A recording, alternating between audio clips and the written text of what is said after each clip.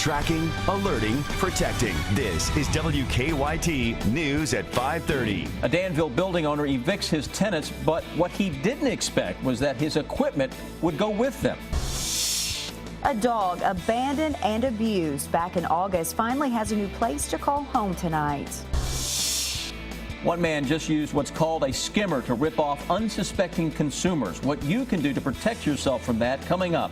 WKYT News at 5:30 starts now. Good evening to you. A Danville restaurant is missing about $100,000 worth of equipment tonight. Police say it happened earlier this week at what used to be Lulu's restaurant. We're told that the people who operated the restaurant fell behind on payments, and the owner went to court to get them evicted. But as Victor Puente tells us, when the people were evicted, the equipment went with them. It's our top story at 5:30.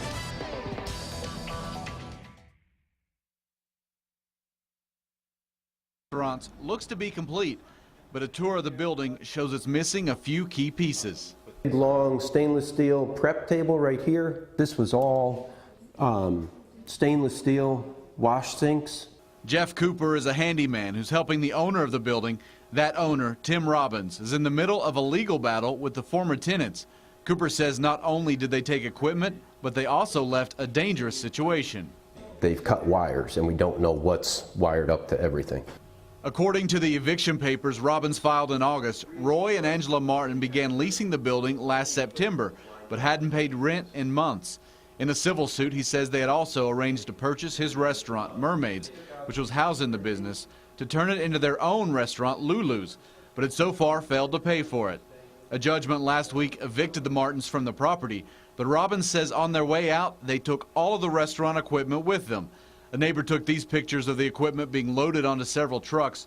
The Martins released a statement on the lawsuit saying, quote, "This matter is the business dispute that is the subject of civil proceedings in court. Any other allegations are baseless and are perhaps intended to influence the civil court proceedings. The matter should be heard and decided in the pending civil case." Jeff Cooper says not only did they take the equipment, but they also dismantled an antique fireplace in the building. You can say whatever you want about the equipment. This right here is really criminal. Danville Police Chief Tony Gray told me there are currently no criminal charges connected to the damage, but he said his department is aware of the situation. Robbins is seeking more than $280,000 in his lawsuit. In Boyle County, Victor Puente, WKYT. The company that moved the equipment has been told by police not to release it until the lawsuit has been settled. An Eastern Kentucky woman tried to stop a woman from robbing her business, but ended up getting stabbed in the hand. It happened this afternoon at Electric Beach in Hazard. Police say that Elizabeth Ritchie walked in and demanded cash, and that's when the clerk was cut in the hand when she grabbed a knife away from Ritchie. Police recommend people do not deal with situations like this by themselves. This is the first one that I can remember where the perpetrator was actually disarmed. I would not encourage that from anybody, because I don't want to see anybody get hurt. Nothing was stolen in the attempted robbery. Ritchie is charged with first-degree robbery. A man accused of murdering a 12-year-old boy in Louisville pled not guilty today. 21-year-old Joseph Cameron's attorney entered the plea on his behalf. Police arrested Cameron Wednesday night and booked him yesterday for the murder of Roy Etheridge. Etheridge was found dead on Tuesday at Cherokee Park. Police said Cameron confessed to stabbing Etheridge with a knife and then got rid of that weapon. Etheridge lived with his mother and stepfather, who were homeless. He never met a stranger. Too trustworthy at times, kind of naive because he loved everyone. He wanted to be your friend. If he had a little bit of money, you had a little bit of money. I hope he goes to heaven, and I love him.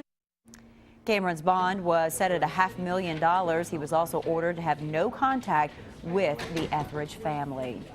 Our summer-like weather came to a soggy end today as rain rolled in around the bluegrass. And this cool air isn't going anywhere for our weekend. It's sticking with us. Meteorologist Jim Caldwell has a first look at your forecast. It sticks with us and it gets a little bit worse out there. That's what we're talking about as far as temperatures are concerned. They're really going to take a dive as we go into the weekend. Right now, some spots starting to cool off a little more than others because of some showers passing through different locations out there. You can see some of the temperatures and a few different spots. Look at Corbin, though. They're back to full sunshine down there, at least for a little while longer. Another little batch of showers is on its way for you again. It's 68 down there right now, 61 in Richmond, and you can see the clouds hanging out there. Frankfort, it looks pretty ominous, but we're not talking about any showers around the area, at least at the moment. 63 degrees out there for you folks. We go to Defender. We are tracking all of the precipitation. You can see it, some gustier showers and a little more intense. Now, we're not talking about severe or even strong thunderstorms, but we were talking about some heavier ones with some good gusty winds associated with them. Now close to get on folks there in Morgan County, and also getting ready to sweep through the city of Campton. Once these showers pass through the area, that's when the chill will really start to settle in. I'll track those changes coming up for you in just a few minutes. Remember Felicity the dog? We've been telling you about her since she was found abandoned in Lexington back in August. We have an update. 2 weeks ago, this pit bull mix had plastic surgery to remove a curse word chemically burned into her skin. The good news is Felicity is recovering, and here's the update, has a new place to call home tonight. Oh, she looks so sweet. Well, in our county-by-county coverage at 5:30, we are tracking stories in Boyle and Rowan counties. We begin in Boyle County. That's where 23-year-old Danville man faces burglary charges tonight. Police tell us Jacody Taylor was in an apartment this morning along East Main Street when the person living there came home. Taylor escaped from the apartment through a second-story window, but he didn't make it very far. Police were able to arrest him earlier today. Taylor has been charged with second-degree burglary. In Rowan County, it is homecoming weekend at Morehead State University, and earlier today, the school observed a solemn tradition. MSU's Memorial Brick Ceremony was held at the Camden Carroll Library as the school honored former faculty and staff members who have since passed away. Among those recognized was longtime Eagle cheerleading coach Myron Doan, who amassed a Division I record of 20 national championships during his tenure. To his former cheerleaders, Myron was his family. To recognize Myron this way just means a lot to, just all of us cheerleaders, but not just the cheerleaders, just the students of Morehead State. Every time any of these kids, any of these new freshman cheerleaders come in, they can walk past his brick and just know that he's still here, he's still watching over us. Myron Doan coached at MSU for 25 years, retiring in 2004. It's something you probably do several times a week. Swipe your credit card to make a purchase, but you might not know that con men could be watching and doing something called skimming. You are looking at surveillance photos of a suspect stalking an automated postal machine where he placed a skimmer. He loitered around the lobby and acted like he was looking at various pieces of literature. He would go to the machine, come back, go to the machine, come back. Finally, he removed the device and was taken into custody. He is one of thousands of thieves using skimmer technology to steal credit card information from unsuspecting consumers. Here's how it works. When you slide your card into a skimmer, it records the information on the magnetic strip. In itself, that isn't that useful because most of the cards used are for PIN-based transactions. The camera then records the entering of the PIN number, which allows them to match up the card number on the magnetic strip along with the PIN number. Thieves then take the information, download it onto counterfeit credit cards or gift cards, and quickly make purchases. Skimmers can be attached to any device that requires you slide your credit card to make a transaction. ATMs, gas pumps, and even stamp machines. What can you do to protect yourself? Be observant. Look to see if anything looks out of the ordinary. If it looks out of place, don't be afraid to tug on it. If you pull on the card reader, if it comes off in your hand, then you've identified a skimming incident. Another rule of thumb, look at the gas pump next to yours to see if the card reader and setup look different.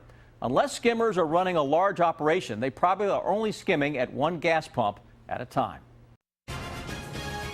Follow WKYT online at WKYT.com. Join the conversation on Twitter and become a part of the WKYT Facebook family.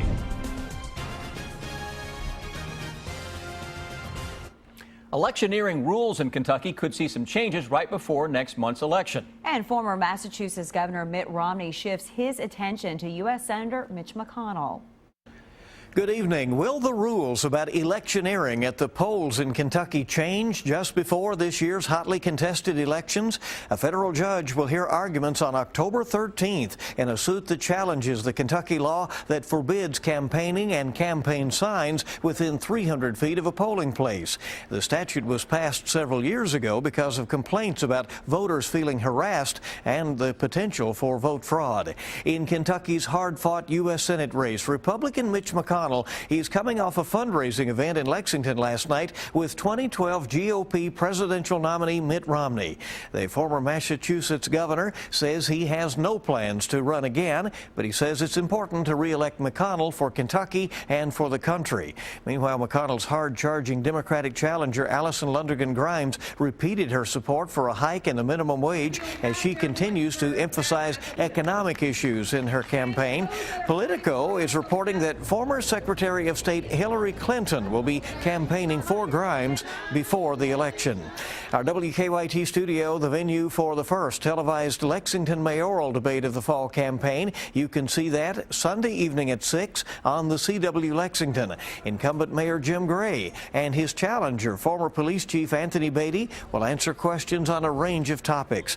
WKYT, the Lexington Herald Leader, News Radio 630 WLAP, and the League of Women Voters are teaming up to present the debate. Again, you can see it 6 to 7 p.m. Sunday on the CW Lexington. Look for a lot of political signs to suddenly appear over the weekend. Many localities have ordinances allowing those up only 30 days before the election, and that is tomorrow.